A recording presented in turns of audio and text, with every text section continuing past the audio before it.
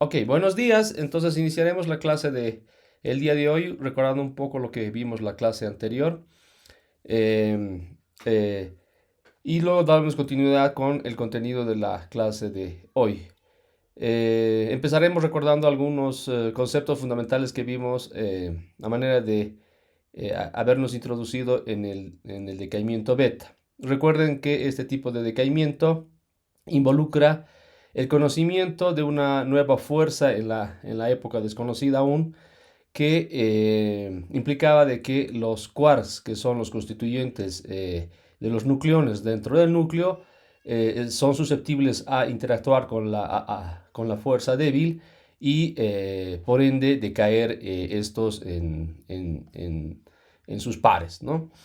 En el caso específico que habíamos visto del decaimiento, por ejemplo, del neutrón, teníamos de que un quark down, a través de la interacción con la fuerza débil, ¿no? Decae en un quark up, de manera de que el neutrón finalmente dentro del núcleo se transmuta a un protón. Aquí en la gráfica que vemos luego simplificada, digamos, en el diagrama de Feynman aquí abajo, vemos de que esto ocurre porque existe una interacción a través de un mediador de la fuerza, que es un nuevo bosón que habíamos también discutido que había descubierto el siglo pasado, en 1983, en un acelerador de partículas en el CERN, ¿no? Y que a diferencia del bosón, por ejemplo, representando los fotones para la interacción electromagnética, estos bosones tienen carga y son masivos, ¿no? Aquí habíamos visto que en la tabla estos bosones son muy masivos, que si nosotros aproximamos, por ejemplo, la masa de los neutrones y los protones a 1 gigaelectronvoltio, más o menos son 81 veces más pesados que los mismos protones y neutrones, ¿no? Bien, dicho esto, entonces comenzaremos con lo que es la hipótesis del neutrino en el decaimiento beta. En un momento más, por favor, voy a primero a habilitar mi cursor. Bueno, no me está funcionando, pero... Ok. Muy bien, entonces, en lo que se conoce como la hipótesis del neutrino en el decaimiento beta, hace referencia, por ejemplo, a que estas partículas naturalmente sean propuestas inicialmente y luego descubiertas, de manera de que se entienda toda la reacción que ocurre en el decaimiento beta. Esto, vamos a decirlo de esta forma, era un misterio hasta que los neutrinos son descubiertos finalmente, es decir, de una forma experimental, primero propuestos, claro está, teóricamente por Pauli. Pero bueno, volviendo al tema de que estos han sido descubiertos experimentalmente, ha sido posible en base a un experimento que se ha realizado a los alrededores del río Savannah en Estados Unidos, y que de hecho el experimento llevaba el mismo nombre, ¿no? Y de hecho, lo que se descubre es de que a través de un flujo de neutrinos o de antineutrinos que venían, por ejemplo, de un reactor instalado en los alrededores de este río, estos interactuaban finalmente con el arreglo experimental diseñado por este experimento, y finalmente a través de lo que es esta reacción que ustedes ven acá, es decir, que el neutrino interactúa con los protones del medio que está atravesando, se produce esta reacción donde se tiene la liberación de un positrón, por ejemplo, ¿no? Y finalmente esto es detectado en este experimento, de esta manera revelando la existencia de los neutrinos. Este tipo de reacción se conoce como la reacción inversa beta. Entonces no fue hasta 1959 que pudo hacerse posible la revelación de la existencia de estas partículas, ¿no? En este experimento Savannah que comentábamos hace un momento, incluso por primera vez se pudo medir la sección eficaz de este flujo de neutrinos o de los neutrinos con la materia, siendo este valor, como ustedes pueden apreciar aquí, muy, muy, muy pequeño, ¿no?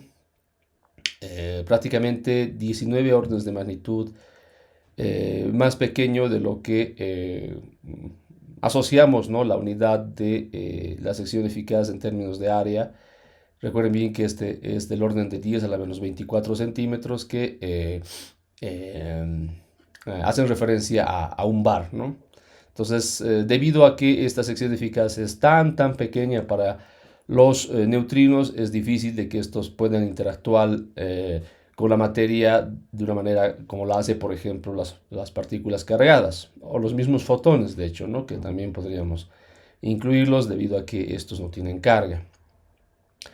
Bueno, luego, naturalmente, se descubre de que los neutrinos tienen también una masa insignificante en número, no la muestro acá, pero es una masa muy pequeña que finalmente es descubierta también experimentalmente, fundamentalmente por el experimento más conocido en el contexto del descubrimiento de la masa del neutrino, que es el experimento puesto en Japón que se llama Super Kamiokande, una suerte de actualización de la primera versión de este experimento que se llamaba también Kamiokande, donde justamente participó uno de los personajes, digámoslo así, japoneses en este experimento y que de hecho particularmente visitó nuestro país en 2016 hago referencia justamente a este personaje del profesor Gallita, ¿no?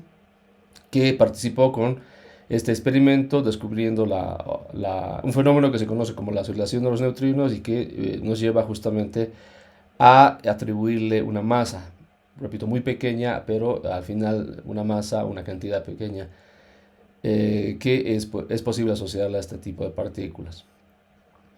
Bueno, volviendo, digamos, al descubrimiento del neutrino inicialmente, no fue hasta 1960 que se dieron las primeras publicaciones formales, digámoslo así, acerca de el valor que podemos asociar justamente a la sección eficaz tan pequeña que habíamos visto ya, ¿no? Y que explica justamente lo difícil de que estas partículas pueden interactuar con la materia, ¿no? Bueno, una característica de que estos neutrinos en el experimento Savannah era de que eran del orden de una energía muy grande en realidad, ¿no? Del orden de los megaelectronvoltios. Aquí justamente tengo una ilustración de la técnica experimental usada en el experimento Savannah, donde, como habíamos mencionado, ¿no? El neutrino aquí representado por la línea segmentada interactúa ocasionalmente debido a la, ¿no? muy pequeña sección eficaz que este tiene, interactúa con la materia de manera de que se da la liberación de un positrón y luego el neutrón viene también a ser absorbido dentro del material y este fenómeno se conoce como la captura del neutrón y este finalmente excita el átomo una vez que esto ocurre y se da, por ejemplo, la liberación de rayos gamma en esta reacción. Por el lado del positrón, ¿no? Naturalmente, al tratarse de una antipartícula, este encuentra su par, es decir, un electrón en el medio en que está difundiéndose y finalmente, a través del proceso de aniquilación, ¿no? Este emite dos rayos gamma, de manera de que al final en ambos escenarios de las partículas que se producen en la así denominada reacción inversa beta, finalmente son revelados los rayos gamma debido a estos dos tipos de reacción, ¿no? ¿Y qué medio usa, por ejemplo, o ha usado este experimento? Es un centellador líquido dopado con cadmio, ¿no? Bueno, eso solamente para que sepan cómo se ha dado este descubrimiento y a través de qué técnica experimental, que bueno, hoy de repente podemos pensar de que es bastante elemental, pero esta técnica experimental llevó justamente al descubrimiento tan importante de la existencia de los neutrinos. Vayamos pero un poquito más atrás en la historia y hablemos de quién propone la existencia de los neutrinos. Entonces, esto nos conecta también de una forma natural con lo que llamaremos el rompecabezas del espectro de energía continuo de los positrones y de los electrones en la visión que ya habíamos mencionado, ¿no? Que el núcleo si decae emitiendo partículas beta positivos, hace referencia, ¿no? a la emisión de electrones perdón, de positrones energéticos y en el caso de la emisión de partículas beta negativas, hacer la referencia a electrones energéticos, ¿no? Y de hecho, para poder explicar la naturaleza del espectro que se medía de los decaimientos betas, eh, esto tenía que explicarse a través de la existencia naturalmente de el neutrino. El primero, de hecho, en dar una explicación del carácter continuo del espectro de energía que comentábamos, fue Pauli en la década de los 30, ¿no? Inicio de la década de los 30. Y propuso justamente que asociado a este fenómeno tendría que tenerse en cuenta la existencia de una partícula que, como es, ya habíamos mencionado que es una partícula que escaparía, digamos, a una técnica de detección eh, que podría involucrar justamente la existencia de los neutrinos. Esta es difícil por las características que tiene y en la reacción, digamos, pasaría desapercibida normalmente, ¿no? Sin embargo, por la misma conservación de la energía en las reacciones que nos asocian a los decaimientos beta, la existencia de los neutrinos era elemental, ¿no? Además de que nos daba una posibilidad para la explicación del espectro continuo de los electrones y positrones que se observaban en los decaimientos beta, ¿no? Bueno, Pauli no hace referencia, no hacía referencia exclusivamente a la existencia del neutrino en particular, ¿no? O sea, me refiero a que no los nombraba con el nombre que conocemos ahora. En realidad hacía referencia a los neutrones. Pero poco después de que se hayan descubierto estos recuerden bien, Chadwick, ¿no? Entonces, estas partículas neutras pasaban a ser luego renombradas, digámoslo así, por en realidad Enrico Fermi y naturalmente valiéndose de la hipótesis de Pauli, esta partícula neutra que se proponía en la reacción o en la explicación de la reacción del decaimiento beta lo cambia al nombre de neutrino, que en italiano, que de hecho es un nombre apegado a la lengua italiana, de que significaría el pequeño neutro, ¿no? Estos neutrinos y los electrones entonces son creados y además emitidos juntos en el decaimiento beta, de esta manera resolviendo así el enigma de la presencia de estos en el decaimiento beta y que, como decíamos hace un momento, explicaba la existencia explicaba la continuidad del espectro beta positivo, beta negativo que se observaba luego, ¿no? Hablamos justamente de este tipo de espectro que tiene estas características como aquí ven en la figura, ¿no?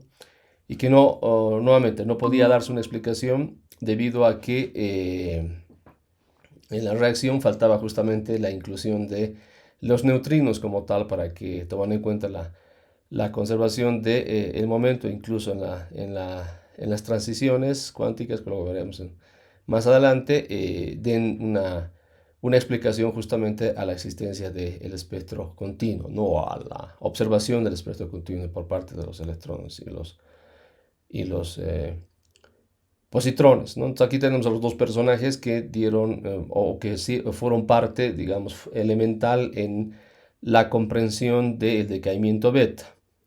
Entonces tengo los presentes, ¿no? Nuevamente Fermi, lo tenemos ya eh, como previamente lo habíamos estudiado, ¿no? Y nuevamente a Pauli, proponiendo justamente la existencia de esta partícula neutra en la reacción beta. Bien, ahora entonces vayamos un poquito a ver con mayor amplitud cómo partimos cuantitativamente describiendo una teoría para poder ver justamente en términos de la regla de oro de Fermi y llegar finalmente a poder dar cuantitativamente una explicación a lo que mencionábamos sobre el espectro continuo de energía que se observaba, ¿no? Por parte de los electrones y los positrones. Bueno, como ya habíamos mencionado, entonces Fermi es el que en realidad construye esta teoría. De hecho se llama la teoría, ¿no?, de Fermi sobre el decaimiento beta, que naturalmente, como ya también habíamos visto en otros casos, por ejemplo cuando estudiamos la dispersión de Rutherford, habíamos también hecho mención a esta fórmula que ustedes ven acá, que es justamente la fórmula de la regla así denominada la regla de oro de Fermi, ¿no? Que no nos dice más que otra cosa que nos da una cuantificación de la transición de estados cuánticos iniciales y finales, aquí representados por ¿no? los estados cuánticos iniciales por la letra alfa y los estados cuánticos finales por la letra beta, ¿no? Donde de por medio, para que justamente se dé esta transición, o sea, posible esta transición cuántica, tomamos en cuenta una hamiltoniana de interacción, que aquí justamente la vamos a definir como H int, ¿no? Y que naturalmente luego dentro del contexto, como ustedes pueden ver, ¿no? De la teoría, sí, de la teoría sosteniendo la interacción débil de por medio, entonces la hamiltoniana de interacción estará asociada finalmente a la hamiltoniana de la fuerza débil, ¿no? Que la denotaremos como HW. Bien, entonces formalmente Fermi cuantitativamente propone esta teoría para la explicación, perdón, del decaimiento beta en 1934. Bien, aquí recordando también un poquito sobre los detalles de esta fórmula, Rho sub E hace referencia justamente a los estados o la densidad de estados cuánticos finales que, por ejemplo, pueden estar presentes naturalmente en el estado final y estos pueden ser cuantificados. Esto también lo habíamos visto anteriormente en otro caso cuando estudiábamos justamente el modelo del gas de Fermi, si recuerdan bien. Pueden ser cuantificados y para el caso específico, ¿no? de estudiar el decaimiento beta, esta densidad de estados los asociamos naturalmente a los estados finales dentro del decaimiento que finalmente estarán representados por, como habíamos dicho, ¿no? los estados beta, que harán referencia naturalmente a los electrones o positrones dentro de la reacción beta, dependiendo de que ésta haga referencia, ¿no? a una reacción beta positivo o beta negativo con la emisión de positrones o electrones, que es lo mismo, digamos, en la interpretación de las densidades de estados, y finalmente también las características energéticas de el estado final que involucra naturalmente la existencia de los neutrinos. Y aquí ustedes pueden ver de que ya con la hipótesis puesta inicialmente por Pauli de la existencia de esta partícula neutra, luego renombrada y enfocada por Fermi específicamente al neutrino, esta ya es incluida, digamos, dentro de la cuantificación de los estados cuánticos finales dentro de la teoría que él propone, ¿no? Para la cuantificación de las transiciones cuánticas explicando el decaimiento beta. V aquí en la densidad de estados representa el volumen cuantizado, o el volumen cuántico que podría ser igualado a 1 y que este resultado finalmente podríamos interpretarlo como independiente del volumen debido a la aproximación que se hace, ¿no? El término de la integral en términos de mejor dicho, la derivada respecto de la energía máxima y la integral que dependerá determinantemente de la cantidad de momento de ambos partículas, es decir, haciendo referencia a los electrones, positrones o los neutrinos, indicará justamente cómo varía esta integral que depende de la cantidad de momento de ambas respecto a la velocidad, respecto a la energía máxima que, por ejemplo, en la reacción del decaimiento beta haremos referencia, por ejemplo, a la energía liberada en el decaimiento beta, ¿no? Entonces, para evaluar finalmente esta densidad de estados, podemos consecuentemente mantener también constantes las cantidades de momento y de esta forma simplemente tener una dependencia, si ustedes quieren, angular en la emisión de ambas partículas en los estados finales y finalmente tener una variación de la cantidad de momento en términos de la energía máxima asociada a la reacción del decaimiento beta, ¿no? Entonces, todo esto podemos verlo como una buena aproximación, considerar de que el nucleón resultante recibe una pequeña parte de la energía, por ejemplo, el retroceso, que estará asociada naturalmente a esta energía máxima, ¿no? y obviamente esta será mucho más, o esta estará relacionada naturalmente con los leptones o la energía de los leptones que son liberados dentro de la reacción. Bueno, al hacer referencia justamente a los leptones liberados dentro de la reacción, no se olviden que hacemos referencia siempre a los electrones o positrones o los neutrinos asociados a los electrones, que finalmente son las partículas que se liberan en los estados finales, digamos, cuantificando en el escenario de la teoría de Fermi el decaimiento beta, ¿no? Entonces, la energía máxima podría también estar asociada naturalmente y por conservación de la energía o la energía liberada que habíamos asociado, ¿no?, a la reacción del decaimiento beta, podríamos asociar naturalmente la energía total de ambos leptones, es decir, de los electrones o positrones o de los neutrinos asociados a los mismos. Entonces, además, si bueno, en la época no se tomaba en cuenta una masa para el neutrino, y esto involucraba justamente de que prácticamente la energía del neutrino sea solamente asociada, o la energía total del neutrino solamente sea asociada a la energía cinética del mismo, es decir, como el caso particular cuando también hacemos lo mismo para el caso del fotón, ¿no? En el caso del fotón, la energía total es la energía cinética asociada a la energía del fotón, a la cual también podemos asociar una cantidad de momento al mismo. Entonces, de la misma manera, aquí, no tomando en cuenta la masa para el neutrino, hacemos lo mismo, ¿no? Entonces, eso nos llevaría a esta expresión dentro de, finalmente, la expresión asociada a la parte energética del neutrino en términos de la energía máxima dentro de la reacción. Bueno, finalmente, si esta expresión la incluimos en esta de acá, esta nos lleva a esta de acá, que finalmente expresará la densidad de estados para la transición que queremos cuantificar, donde la cantidad de momento del electrón estará, o bueno, la cantidad de momento estará entre un intervalo que depende de la cantidad de momento del electrón y una variación pequeña de la cantidad de momento del electrón o del positrón, que es simplemente aquí está denotado por PDE y DPE, ¿no? Y además estos estarán emitidos en un ángulo sólido que dependerá naturalmente de ambos leptones, es decir, un ángulo sólido asociado al del electrón y un ángulo sólido, por ejemplo, asociado al del neutrino. Nuevamente, esto para simplificar y hallar una expresión, por ejemplo, independiente de que estos tengan una preferencia particular en el ángulo sólido o en el ángulo, por ejemplo, sí, en una preferencia angular, digamos, en la emisión. Esta simplemente puede ser integrada en toda la parte angular, o sea, ¿no?, la azimutal y la cenital, haciendo referencia naturalmente a coordenadas esféricas, y simplemente estas integrales asociadas al ángulo sólido vendrían a representar simplemente el valor de 4pi, ¿no? Entonces, eso se hace más adelante, y reescribiendo, por ejemplo, la cantidad de momento al cuadrado asociada al neutrino en términos de la energía máxima de la reacción y la energía total asociada al electrón.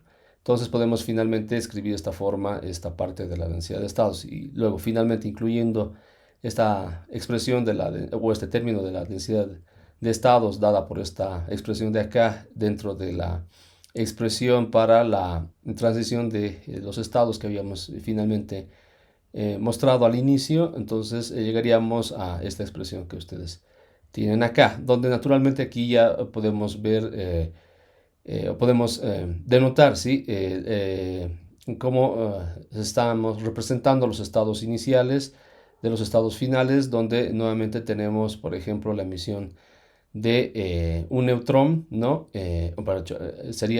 Perdón, el decaimiento de un neutrón, que sería el estado inicial, a, el, a dar paso al protón y finalmente los dos leptones que hacíamos referencia, ¿no? El caso del electrón o positrón, o el antineutrino asociado al mismo. Entonces, finalmente, además, esta expresión recuerden bien que esta se denomina la matriz de elementos. Podremos hacer un promedio de la misma, de manera de que finalmente escribiendo esta parte de la dependencia que habíamos hecho de la cantidad de momento para la parte de los neutrinos en términos de la energía máxima de la reacción y la energía total del electrón o del positrón. Esta viene o puede estar representada por esta expresión que tenemos acá y que finalmente simplemente la denotamos en términos de la energía total, ¿no? En el caso del electrón, tomando en cuenta naturalmente la masa de reposo del electrón y la cantidad o la energía cinética asociada al mismo. Entonces eso nos llevaría justamente a esta expresión de acá, donde también hacemos lo mismo para la energía total asociada a la reacción, que simplemente haremos referencia nuevamente a la masa solamente en reposo del electrón, porque no estamos tomando en cuenta la masa del neutrino, ¿no? Y la energía cinética máxima será asociada naturalmente a la energía cinética que habíamos asociado de ambos, ¿no? Bueno, entonces finalmente podríamos representar la fórmula de Fermi o la ecuación que nos permite cuantificar la transición de estados cuánticos eh, a base de esta fórmula y tener esta expresión que ustedes pueden ver acá. Naturalmente, olvidándonos un poquito tal vez de los detalles que están, digamos, inmersos en la representación de la matriz de elementos, donde nuevamente, ¿no? Repito, será la que nos lleva justamente al escenario posible en la cual se da paso a esta transición de estados cuánticos que van nuevamente, ¿no? De los estados iniciales, por ejemplo, representando el decaimiento del neutrón y el estado final donde tenemos justamente la liberación de los leptones dentro de la reacción, ¿no? Y esta parte de acá, por ejemplo, que hace referencia justamente a toda la parte energética de los leptones asociados en la liberación de la reacción y que justamente era el argumento que inicialmente, por ejemplo, en lo que se conoce como la hipótesis de Pauli, que incluiría la existencia de una partícula neutra en el balance energético de la reacción o para la consistencia del balance energético en la reacción del decaimiento beta, finalmente Fermi lo logra introducir de esta manera, ¿no? Y esta parte justamente de la fórmula de Fermi, nuevamente no enfocada a la parte energética dentro del balance energético de la reacción, este nos da justamente, o podemos asociarlo justamente a la explicación del porqué de la continuidad del espectro beta que se observa justamente en los decaimientos beta o la continuidad simplemente de la emisión de los electrones o protones dentro de lo que es el decaimiento beta. Entonces, bueno, esta transición de estados cuánticos también recuerden bien que puede ser interpretada como la probabilidad de que la partícula, en este caso, ¿no? De que las partículas beta, ¿no? Sean emitidas justamente en un rango de energía asociada al momento, por ejemplo, que puede estar justamente entre P y una variación mínima de su cantidad de momento, ¿no? Normalmente dentro del balance energético incluimos también la cantidad de momento asociada naturalmente a la presencia también del neutrino. Si bien no tomamos en cuenta naturalmente la masa de él, estamos tomando en cuenta justamente la energía cinética asociada, incluyéndolo a este, ¿no? Dentro de la reacción. Entonces, justamente esta dependencia, si ustedes quieren, que nos lleva a un escenario continuo, porque estamos proponiendo justamente de que la emisión de la probabilidad de que esta partícula beta sea emitida es en un rango, ¿no? Que se sugiere que es continuo, justamente por las características que tenemos, ¿no? De este lado de la expresión de la regla de oro de Fermi, nos lleva justamente a la explicación formal, si ustedes quieren, de las características continuas, ¿no? Del espectro que se observa justamente de los positrones o electrones emitidos en la reacción, ¿no? Donde naturalmente hay un límite natural un límite superior natural en el espectro emitido por los electrones o positrones, donde justamente hacen referencia a la cantidad de momento máxima que viene justamente de tomar en cuenta la energía cinética total dentro del balance energético de la reacción del decaimiento beta, que, repito, por la hipótesis de Pauli, es incluida luego por Fermi dentro de la cuantificación del mismo, tomando en cuenta de que exista esta partícula neutra y que contribuye justamente con el balance energético en la reacción beta. Y que como podrá advertir, luego explica la continuidad, por ejemplo, del espectro beta, ¿no? Que nos lleva justamente a dar una respuesta a lo que inicialmente hablamos cuando introducimos justamente este rompecabezas del espectro de energía, o hacíamos referencia justamente al rompecabezas del resto de energía de los positrones o los electrones, porque sí, la hipótesis, digamos, de Pauli era casi imposible de explicarla, ¿no? Bueno, entonces finalmente podemos decir que Fermi, basándose en la hipótesis de Pauli y en el contexto de lo que se conoce como la teoría de Fermi, finalmente explica este fenómeno y da una solución a esta incógnita, ¿no? O resuelve el rompecabezas, si ustedes quieren.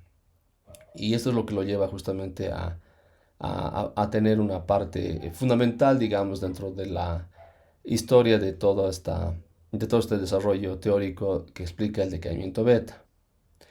Bien, no se olviden que esta probabilidad que nos conecta justamente con la misión en la reacción del decaimiento beta, particular para que podamos cuantificar de alguna manera con qué probabilidad puede ser emitida, ¿no? los electrones o los positrones en un decaimiento beta, y está además asociado a las características que ya habíamos hablado, es decir, del espectro, por ejemplo, de momentos que se mediría de la emisión de estos, un producto de los decaimientos beta. Esta probabilidad o el inverso de esta nos lleva justamente a la definición justamente del tiempo de vida media del decaimiento beta. Bueno, en el contexto justamente de usar la regla de oro Fermi para explicar, si ustedes quieren, ¿no? El decaimiento beta nos llevaría a un contexto en el cual podríamos asociar justamente un tiempo de vida a este tipo de decaimientos, ¿no? Y simplemente esta sería formalmente la definición del inverso justamente de esta probabilidad, que de hecho si ustedes hacen también las cuentas por las unidades, ¿no? Que tenemos presentes justamente en los términos de la regla de oro Fermi, estas unidades se ajustan y nos dan finalmente unidades de tiempo, ¿no?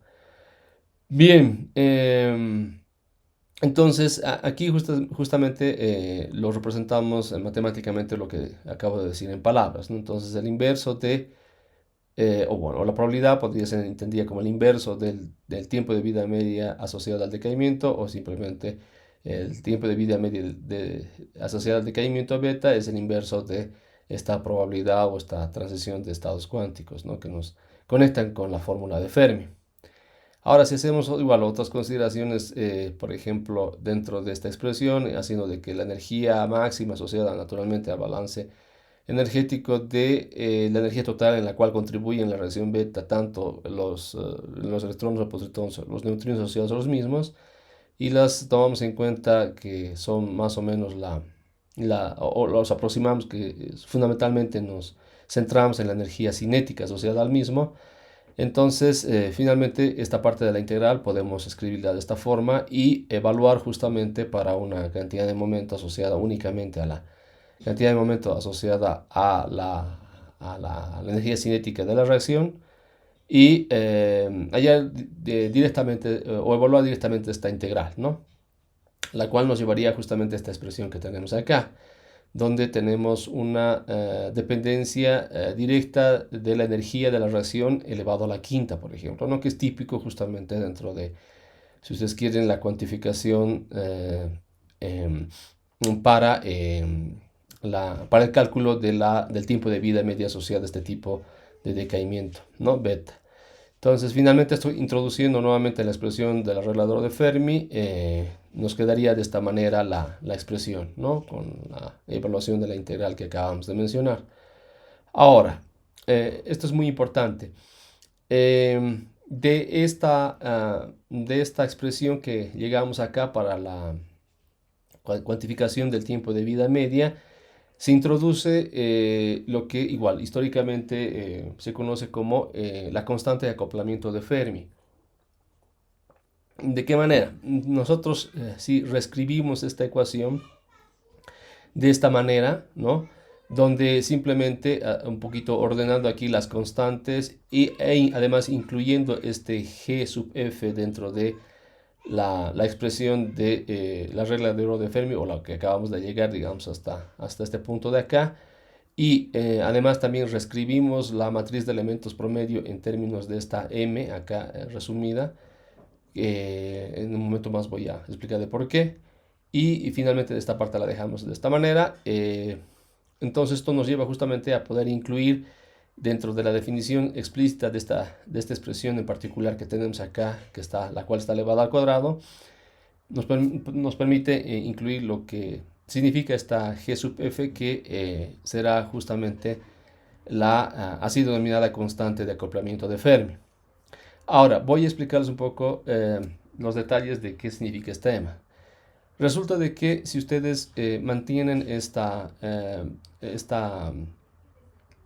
matriz de elementos en estos términos que habíamos inicialmente escrito la misma, es decir, tomando en cuenta justamente de que esta matriz de elementos tome en cuenta las propiedades cuánticas a las cuales hemos derivado incluso con las con el cálculo, digamos, de la densidad de estados asociados a la misma. En ningún momento hemos considerado, por ejemplo, que en el espacio de fases se tomen en cuenta los efectos relativistas, ¿no? A ver, volviendo un poquito atrás, para hacer justamente esta aproximación que hicimos cuántica del cálculo de la densidad de estados, ¿no? Tomamos en cuenta que el volumen cuántico asociado al cálculo de la densidad de estados es equivalente a 1. Esto nos lleva naturalmente, y si digamos recuerdan del curso de mecánica cuántica o de físicas modernas, esto nos lleva justamente a inferir de que estamos tratando el sistema cuántico de una manera clásica, es decir, no estamos tomando en cuenta los efectos relativistas no estamos tomando en cuenta estrictamente los efectos relativistas dentro de la descripción dinámica, si ustedes quieren, de estos estados cuánticos, ¿no? Lo cual nos lleva a un espacio de fases no relativista, en otras palabras, ¿no? Obviamente, si uno toma en cuenta los efectos relativistas, esto te lleva a un otro escenario para el estado de fases, donde naturalmente este volumen no es la unidad la que asociamos justamente para este caso, ¿no? Y la cual nos lleva inicialmente a lo que Fermi propuso dentro de la cuantificación de estos estados dentro de lo que se conoce como la teoría de Fermi para el decaimiento beta, ¿no? Entonces, dicho esto,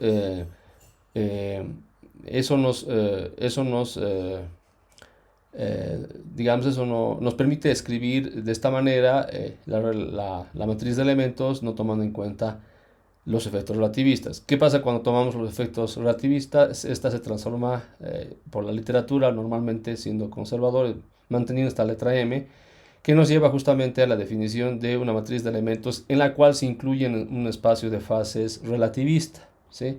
Simplemente es ese cambio.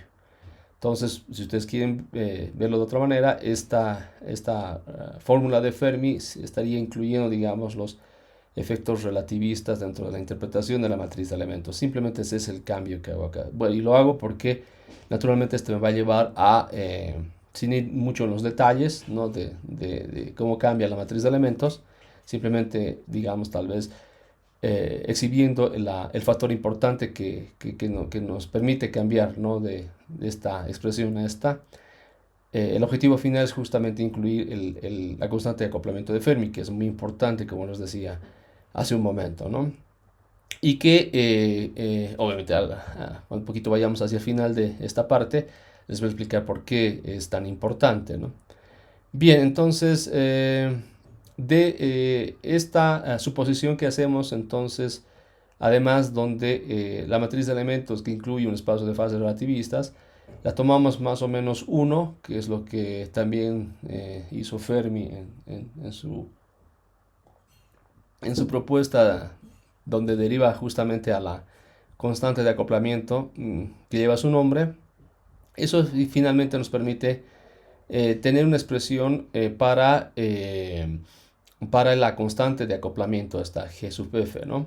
Que tiene estas unidades de acá, para que sea coherente con esta expresión que hemos introducido eh, dentro de esta expresión, ¿no? Y que históricamente, justamente, podemos decir de que este valor ha sido calculado experimentalmente, tomando en cuenta naturalmente el tiempo de vida, por ejemplo, el decaimiento de estas partículas primas de los electrones, que también las habíamos mencionado al inicio del curso, y que hacemos referencia justamente a otra partícula dentro de la familia de los leptones, que son los muones, que tienen un tiempo de vida que puede ser calculado, por ejemplo, en laboratorio, y que está de acuerdo con este número, 2.2 microsegundos. Y tomando en cuenta, por ejemplo, además una energía máxima dentro de la radiación del decaimiento beta, que más o menos se aproxima a este número de acá, 1.2 megaelectronvoltios, uno puede hacer justamente el cálculo del valor que toma esta constante de acoplamiento de Fermi, que es justamente esta, la que van a encontrar dentro de la literatura, ¿no? Y estas son las unidades asociadas a la misma. Entonces esto resulta muy importante porque nos da justamente una idea de de cuán intensa o cuán fuerte en realidad es esta constante de acoplamiento, explicando justamente la interacción débil. Si ustedes quieren un primer vistazo, si podríamos decir así, y fundamental de poder entender cuán intensa es esta fuerza en términos de este acoplamiento, esta constante de acoplamiento, que nos explica justamente la naturaleza de la fuerza débil, y justamente de ahí viene digamos, la denominación de fuerza débil, debido a que está asociada a un número muy pequeño, digamos, ¿no? O sea, la constante de acoplamiento asociada a la constante de Fermi, que nos da una medida de la fuerza o de la intensidad de la interacción débil, corresponde a un valor muy pequeño, ¿no? Y esto justamente resulta del cálculo de la constante de acoplamiento de Fermi, que, como les decía, puede ser incluso calculada en laboratorio hoy en día, en laboratorios modernos, ¿no? Teniendo en cuenta, naturalmente, por ejemplo, eh, el tiempo de vida media del muón, por ejemplo, ¿no? Entonces, de esta manera, esta constante de acoplamiento explica, eh, eh, explica la magnitud de la intensidad de esta fuerza presente en la naturaleza, y que naturalmente está o proviene, digamos, de un análisis bastante detallado dentro del contexto de la teoría de Fermi, que él mismo propone en la explicación justamente de esta compleja interacción, que es parte ahora como vemos, es parte elemental en la explicación del decaimiento beta, incluso en los núcleos, ¿no? Más allá de que y lo que se conoce como la universalidad del decaimiento, o mejor dicho, de la interacción débil, también la observamos, por ejemplo, en el decaimiento de partículas, ¿no? Es decir, esta magnitud es también medida o es encontrada, si ustedes quieren, y de ahí justamente el nombre de la universalidad de la fuerza débil es también encontrada en el decaimiento, por ejemplo, de núcleos, ¿no? No solamente en el decaimiento de partículas. Bueno, entonces, hasta aquí en esta parte de la revisión que hemos hecho de el decaimiento beta, haremos una pausa yendo a las preguntas para dar luego continuidad al decaimiento gamma. ¿Tiene alguna pregunta hasta esta parte? Perdón.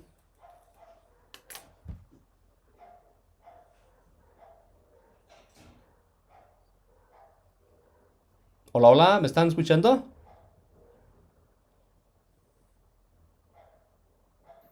Doctor, de mi parte no tengo Ok, preguntas. gracias, Gabriel. Entonces pasaremos ahora al decaimiento gamma. Bueno, el tercer decaimiento que nos toca estudiar, como habíamos mencionado al inicio, ¿no? De los tres tipos de decaimientos que son típicos, digamos, en el estudio de la física nuclear, y que como ustedes podrán ya haber advertido, nos llevan a escenarios, ¿no? Muy diferentes, justamente por la naturaleza que cada uno de estos tiene, en la cual se manifiesta naturalmente la explicación del fenómeno del decaimiento, ¿no? En los núcleos. El tercer caso es justamente el decaimiento gamma. ¿Qué es lo que ocurre en este decaimiento gamma? Porque se lo denomina de esta manera. Simplemente se hace una referencia a que existe la posibilidad de que el núcleo, ¿no?, pueda emitir un fotón de alta energía que, al tener estas características naturalmente, y estamos hablando de fotones mucho más energéticos que los fotones asociados a los rayos X naturalmente, que por encima de, sí, 3 órdenes de magnitud podríamos pensar de que son energéticos, más energéticos estos fotones, caen justamente en lo que se conoce como el rango de los fotones muy energéticos que se denominan los rayos gamma, ¿no? Entonces, ahora, es natural también pensar de que el núcleo pueda emitir estos fotones de alta energía naturalmente cuando se encuentra en un estado excitado, no es cuando se encuentra en un estado base, por ejemplo, ¿no?, asociado al mismo. Y esto se debe justamente a las interacciones que pueden ocurrir dentro del mismo. O sea, vuelvo y tomo el ejemplo, por ejemplo, que habíamos visto de la técnica experimental que nos lleva que nos ha llevado, digamos, al descubrimiento del neutrino. Aquí tenemos un ejemplo clásico, digamos, de cómo uno puede alterar, ¿no?, el estado base del núcleo y llevándolo a que esté en un estado excitado y por ende este núcleo emita, por ejemplo, un rayo gamma o rayos gamma. Esto puede ocurrir, ¿no?, cuando, por ejemplo, tenemos un neutrón, ¿no?, un neutrón que penetra en el núcleo. Recuerden bien que el neutrón, al no tener carga, fácilmente podría interactuar con el núcleo porque no siente el campo de Coulomb del mismo. Y en este caso sucede un efecto que se conoce como, o sucede, mejor dicho, un fenómeno que se conoce como el fenómeno de la captura del neutrón. Entonces no tiene la suficiente energía como para poder, digamos, romper los enlaces dentro del núcleo, ¿no?, entre los protones, entre los mismos protones y los neutrones, y simplemente queda capturado o queda, si ustedes quieren, dentro del núcleo. Pero esto, ¿a qué precio? Al precio de que el núcleo se excite por dicha interacción. Y de esta manera entonces nos llevaría a un escenario en el cual este núcleo excitado por este fenómeno emita, por ejemplo, rayos gamma. Entonces ese es justamente el caso típico que vamos a tomar como referencia para, por ejemplo, ponernos en contexto en lo que mencionábamos aquí, de por qué un núcleo puede o estaría, digamos, en la probabilidad de emitir rayos gamma, ¿no? Entonces lo habíamos visto que puede ser por ese motivo. Ahora, naturalmente tendríamos que entender cuantitativamente lo mismo que se ha hecho, digamos, en el entendimiento de, por ejemplo, del decaimiento beta, cómo es posible de que puedan emitirse rayos gamma. De repente ustedes ya podrán estar, digamos, pensando de a qué vamos a ir para poder cuantificar esta emisión o poder cuantificar, digamos, o asociar una probabilidad de emisión del fotón por parte del núcleo, ¿no? Y sí, y eso nos va a llevar, en un momento más vamos a ver, por ejemplo, apoyarnos nuevamente de la regla de Fermi, ¿no? Bien, justamente dentro de la regla de Fermi, ¿no? Aquí tal vez simplificándola con esta figura, podemos representar, ¿no?, un estado inicial alfa y un estado inicial beta en el cual tenemos la probabilidad de la emisión de un fotón, ¿no? Pero esto ocurre debido a un tipo de interacción que tendríamos que tomar en cuenta, ¿no?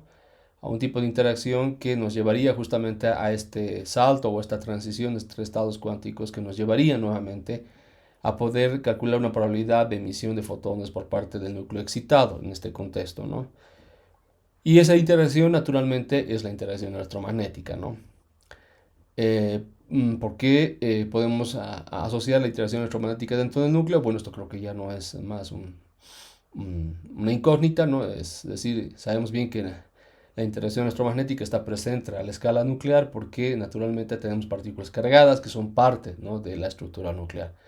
Entonces, y que de hecho la misma de lo que habíamos visto, por ejemplo, con el primer caso que habíamos estudiado del decaimiento alfa, en realidad está siempre en competencia con la interacción, con la fuerza fuerte o la interacción fuerte a la escala nuclear, de manera de que, como habíamos visto para el caso del decaimiento alfa, ¿no?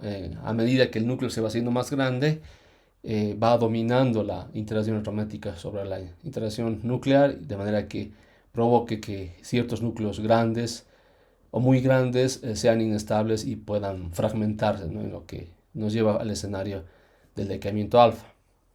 Pero bueno, volviendo entonces al decaimiento gamma, simplemente lo que quiero hacer recuerdo es de que la interacción electromagnética está presente a la escala del núcleo, ¿no? Y bueno, asociando justamente una hamiltoniana específica para la interacción electromagnética, podemos tomar en cuenta justamente la hamiltoniana que tiene esta forma donde tomamos en cuenta justamente igual una suerte constante, si ustedes quieren, de acoplamiento, que luego nos va a llevar más adelante. Ustedes van a ver que derivamos de una forma natural justamente de esta interpretación a la constante de acoplamiento, así por ejemplo como la cual hemos derivado a la constante de acoplamiento de Fermi para la interacción débil. En este caso, para la interacción electromagnética se deriva justamente a la constante se denomina la constante de estructura fina, que es parte justamente fundamental dentro de la medida, si uno quiere, de la intensidad de la interacción electromagnética, ¿no? Y que está presente en cualquier tipo de interacción electromagnética. Bien, bueno, aquí A es el vector potencial asociado a la hamiltoniana de la interacción electromagnética, ¿no? ¿Cómo escribimos entonces la matriz de elementos para la interacción electromagnética? Simplemente haciendo, digamos, nuevamente referencia a la matriz de elementos que ya tomamos en cuenta para el decaimiento beta y generalizando, digamos, ¿no? Que la matriz de elementos tomamos en cuenta estados iniciales representados por la letra alfa a estados finales representados por la letra beta, justamente, ¿no? Que induce a que nuevamente, ¿no? Exista esta transición entre estados cuánticos, una hamiltoniana de perturbación, que en este caso es, a diferencia del que habíamos visto para el caso del decaimiento beta, en este caso es simplemente la hamiltoniana referida al campo electromagnético, ¿no? O a la interacción electromagnética. No se olviden que la representación justamente de la matriz de elementos en términos de las funciones o autofunciones asociadas justamente a los estados finales y iniciales puede estar representada o está definida de esta forma, ¿no? Entonces simplemente recordando la nomenclatura que estamos tomando de equivalente, digamos, en la representación de la regla de Rodó-Fermi dentro de la nomenclatura de Dirac, y esta es dentro de la nomenclatura que nos lleva justamente a la definición de las autofunciones representando los estados finales e iniciales, ¿no? Bueno, entonces, si simplemente nosotros tomamos en cuenta la forma de la hamiltoniana que habíamos aquí escrito y la introducimos dentro de la representación de la matriz de elementos, simplemente esta nos quedaría de esta forma, ¿no? Bueno, donde aquí naturalmente asociada a la cantidad de momento para la parte espacial, ponemos la representación del mismo en términos naturalmente de la constante reducida de Planck y el operador asociado al gradiente, ¿no? De la parte espacial. Bueno, esta es la representación, si ustedes quieren, cuántica de la cantidad de momento. Entonces, para poder evaluar justamente esta matriz de elementos, se tienen que hacer aproximaciones para la forma del potencial vectorial. Es decir, podemos hacer, por ejemplo, una expansión de series que tomamos en cuenta, digamos, dentro de la expresión que nos lleva justamente a la expresión, por ejemplo, o a la aproximación, mejor dicho, que haremos referencia y que esta será referida a la del dipolo eléctrico, ¿no? Por las características que podemos asociar justamente al mismo, tomando en cuenta el segundo término, digamos, dentro de la expansión de series de esta función. Esta exponencial puede ser reemplazada por ejemplo, la unidad, si tomamos en cuenta, por ejemplo, que este producto entre la cantidad de momento asociado, por ejemplo, a los fotones y el vector espacial, tridimensional asociado aquí representado por X sea mucho menor, por ejemplo, que la constante reducida de Planck, ¿no? ¿Qué significaría esta condición? Significaría de que este vector tiene, ¿no?, la misma escala del sistema cuántico en la cual se emite el fotón, ¿no? Donde podríamos asociar incluso un radio, digamos, a la emisión del fotón, tomando en cuenta, digamos, de que esta podría ser emitido en coordenadas esféricas y este podría estar representado a través de esta simple relación que tenemos acá, ¿no? Donde naturalmente tendremos una dependencia. No se olviden de que este producto entre constantes en realidad, ¿no?, en la cual ya se incluye la propagación del fotón, ¿no?, tomando en cuenta la velocidad de la luz y la constante de Planck reducida. Esta nos lleva justamente de una manera, digamos, formal a esta cantidad que puede ser calculada, ¿no?, en términos eh, los electronvoltios y en términos de la escala, perdón, de la escala asociada, por ejemplo, a la escala del Fermi, ¿no?, o al femtómetro. Bueno, podemos decir también de que el decaimiento gamma típico puede ser justamente del orden o equivale al orden de los megaelectronvoltios y lo podemos inferir justamente de esta expresión que tenemos acá, ¿no? Tendría que ser del orden de los megaelectronvoltios para que esta pueda ser posible, en otras palabras, ¿no? Y es lo que justamente sucede, digamos, en la naturaleza, ¿no? Bien, esta segunda aproximación, por ejemplo, podemos hacer referencia a que tomamos en cuenta justamente las funciones de onda asociadas justamente a la solución o la forma que ustedes quieren funcionar de las funciones que están presentes en la representación justamente de los estados finales y los estados finales, perdón, los estados iniciales y los estados finales. Estas funciones podrían ser naturalmente asociadas a unas soluciones en forma de funciones de onda que naturalmente obedecerían a una ecuación de Schrödinger asociada justamente a la parte dinámica de ambos estados, ¿no?, como vimos también anteriormente para otro caso. Y de manera de que podríamos representarlas de esta forma, ¿no?, donde naturalmente las funciones aquí un poco los hemos dividido en lo que corresponde a la parte espacial y a la parte energética para ambos casos. Estas partes representándola o enfocadas en la parte espacial para cada caso simplemente son las funciones espaciales antes y después de la emisión del fotón, ¿no?, haciendo referencia el antes como la función o las funciones de onda asociadas, por ejemplo, a los estados iniciales, ¿no?, y el después a las funciones de onda asociadas a los estados finales, ¿no?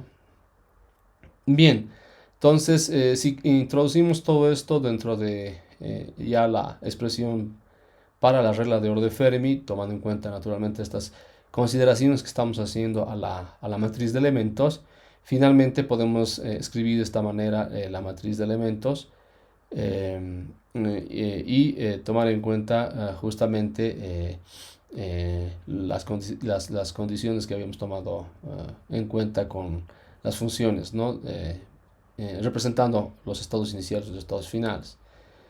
Entonces, el comportamiento de estos dos exponenciales podemos ver de que son bastante diferentes. Esta primera no contribuiría con la matriz de elementos porque esta tiene una oscilación muy rápida en función del tiempo. Y esta otra podremos tomar que por conservación de la energía, ¿no?, esta simplemente estaría enfocada finalmente a reducirse la exponencia o a hacer la unidad simplemente porque dentro de la conservación de la energía esta energía asociada al estado final, ¿no?, simplemente vendría a ser la energía total asociada al estado beta y la energía de la emisión o asociada a la energía de la emisión del fotón. En consecuencia, la matriz de elementos podríamos reducirla a esta expresión de acá, ¿no?, tomando en cuenta estas dos condiciones dentro de las exponenciales que aquí tenemos para la matriz de elementos. Entonces, finalmente, a lo que iba más antes, ¿no?, la tasa de transición asociada luego que podemos asociar la probabilidad de emisión del fotón en este contexto cuantitativo que estamos haciendo, incluyendo la regla de Fermi para la interpretación del decaimiento gamma del núcleo, puede estar expresada de esta forma, ¿no? Donde finalmente esta matriz de elementos tendrá esta forma de acá, ¿no? Y la densidad de estados, nuevamente haremos referencia a una densidad de estados en la cual la emisión de fotón considera justamente el volumen aquí, que podría estar representado naturalmente, como habíamos dicho, ¿no? En el escenario del espacio de fases clásico, en el escenario del espacio de fases, tomando en cuenta los efectos relativistas, ¿no? Que habíamos mencionado, por ejemplo, en el caso del decaimiento beta. Bueno, entonces simplemente introduciendo la expresión de los estados de fase, pero de los estados, hablando de la densidad de estados para el término dentro de la expresión de la regla de Fermi y la expresión de la matriz de elementos que habíamos hallado hace un momento, nos quedaría finalmente la expresión de la regla de Fermi de esta forma, ¿no? Donde naturalmente, si nosotros tenemos la forma de, por ejemplo, si hablamos nuevamente de la solución en forma de ondas, ¿no? Para las expresiones aquí fundamentalmente espaciales, ¿no? De las funciones de onda asociadas a los estados iniciales y los estados finales. Entonces uno podría calcular esta integral y hallar la forma final, digamos, de esta expresión, ¿no? Entonces, bueno, como habíamos dicho, ¿no? ¿Qué representa también esta fórmula de Fermi o esta transición de estados entre estados iniciales y finales, representando la emisión de un fotón dentro de la representación de lo que estábamos cuantificando asociado a lo que es el decaimiento gamma? Representará finalmente, ¿no? La probabilidad de que un fotón se ha emitido, ¿no? En un rango de energía que incluso podemos asociarla justamente a la energía cinética únicamente del fotón, ¿no? Y también será emitida de acuerdo a un ángulo sólido. Si tomamos en cuenta naturalmente una simetría esférica, podríamos hacer de que esta simplemente haga referencia, ¿no? a toda la parte angular, o una integral asociada a toda la parte angular, como el caso que habíamos visto, por ejemplo, para el decaimiento beta, ¿no? Bien, entonces la tasa de transición total de la emisión de fotones, aquí en la expresión que habíamos puesto aquí, epsilon con sombrerito indicaría la polarización de estos fotones, no tomando en cuenta, por ejemplo, la polarización de estos fotones y tomando en cuenta una simetría, por ejemplo, una simetría esférica donde no tenemos una dependencia, por ejemplo, azimutal o una preferencia en la cual estos sean emitidos. Simplemente esa integral será la integral del ángulo sólido en coordenadas esféricas.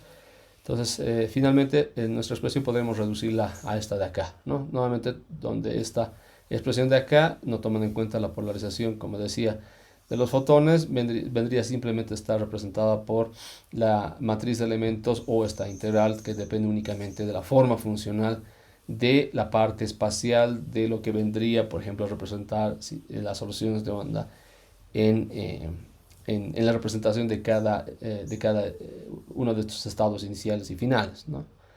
Y bueno, y escrito o reescrito de esta forma, lo que les decía a un inicio, ¿no? Podemos reconocer esta colección de constantes acá, ¿no?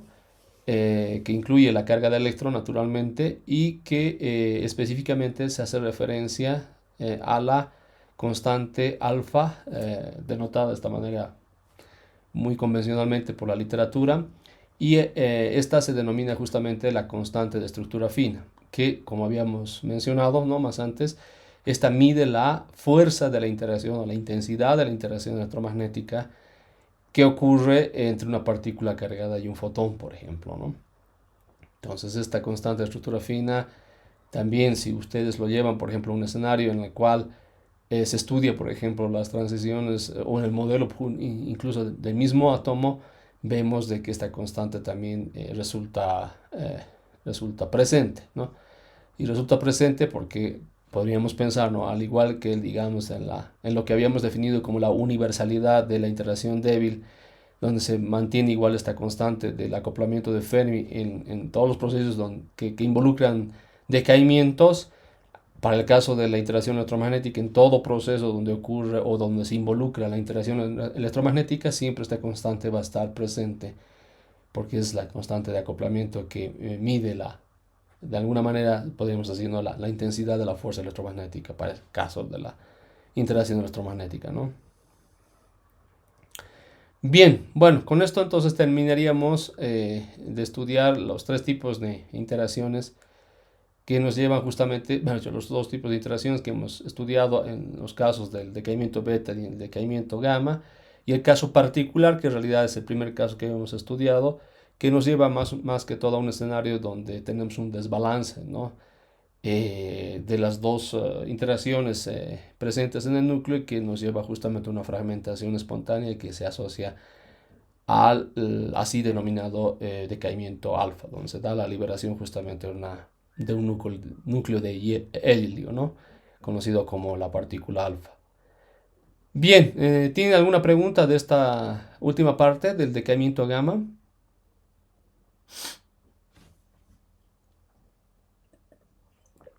Bueno, si no, entonces nos veríamos la próxima clase. Muchas gracias.